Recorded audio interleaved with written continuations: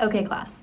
Now that we've discussed our branches of government and went through the whole lesson, I know you're probably thinking to yourself, oh my goodness, there's so much I have to remember. This goes with this and this goes with this. That's okay.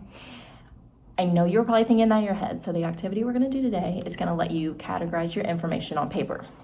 So we're doing a concept map, which you can see at the top, we have like our big main idea up here. And then we have like the 3 other ideas that kind of support it and go along with it. And I talked about it a lot. And then below that, we'll have our supporting details. And that's the information that you're probably thinking to yourself, this is a lot to remember and I'm really going to have to focus on where it goes.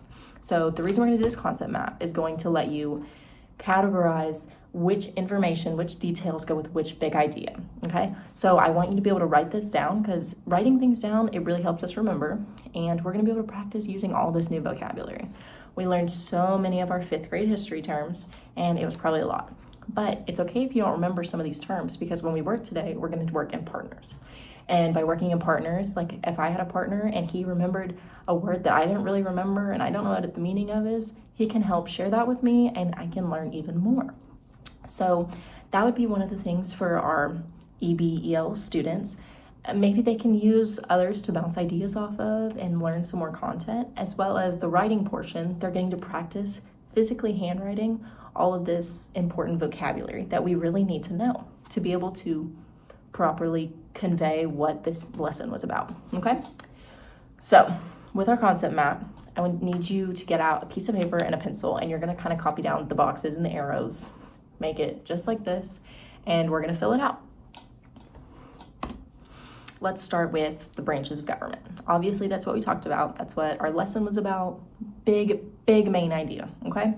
So we have our branches of government, and obviously there were 3.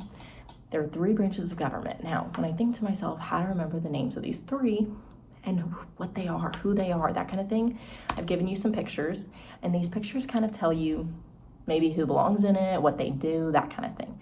So these are the pictures of our 3 branches of government, and I want you to try to help me say what they are. Okay, so we have our legislative, our executive, and our judicial branch. Now, these are our 3 branches of government, and we are going to have so much information that we have to think of and put in these little boxes to kind of categorize, okay, this is what I need to know, this is the important stuff.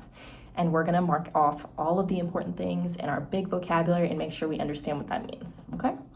I'm going to start and help you with the very first, like the middle one, the executive branch. And by doing this, I'm going to kind of cover the other ones and think, okay, we have a branch of government, it's executive, and these are all my details, and you can ignore the rest. And you can do that when you fill out the other ones, okay?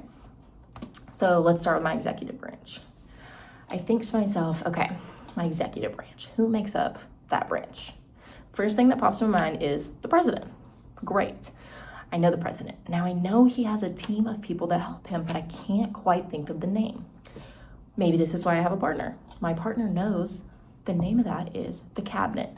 Perfect. So we can put our information together, and now we have our first piece of information.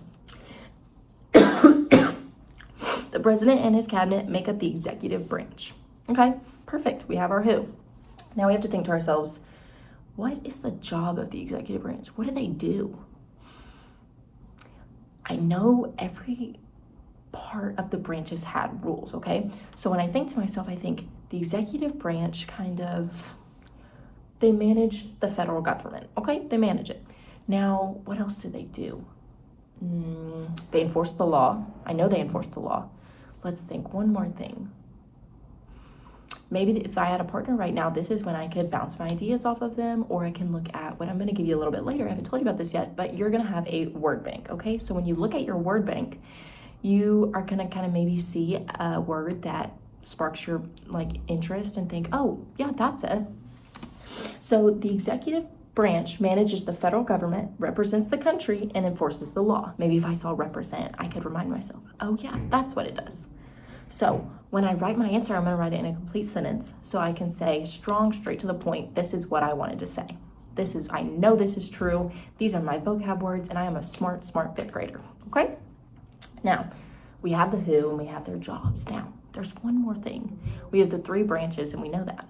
Well, how does one branch not get out of control? checks and balances. We learned that.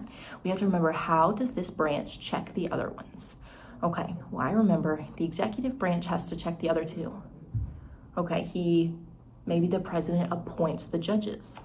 And then when it comes to maybe the bills, he can veto the legislation if he feels like it's unfair. So in my full sentence, I'm going to say the executive branch has the authority to appoint judges in the judicial branch, but also has the authority to veto legislation from the legislative branch. Now I have my entire column filled out, and I can have this category of the executive branch that I have written down on paper and I can look back on.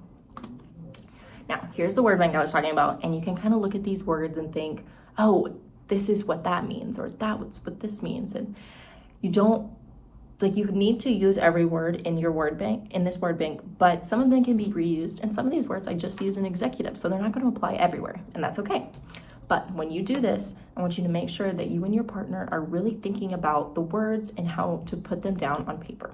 And when you finish the legislative and the judicial branch, we will come back together.